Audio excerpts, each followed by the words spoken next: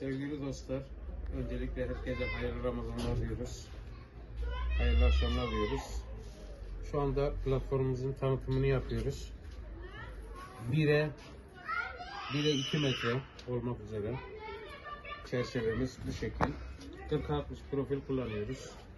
Gördüğünüz gibi 4 parça halinde kullanıyoruz. Sağlam olması yönünde. Ayaklarımızı da 2 milim kullanıyoruz değerli arkadaşlar. Ve 2 milim kullandığımız ayaklarımızın 1 metreye kadar kullanıyoruz. Şu şekil ve 15 santim geriden şu şekil ayarlayabiliyoruz. İsteyene ayarlı yapıyoruz. İsteyene şu şekil sabit yapıyoruz. Tabii bunlar müşterinin istediği malzemeler olduğu için onları tanıtım yapıyoruz.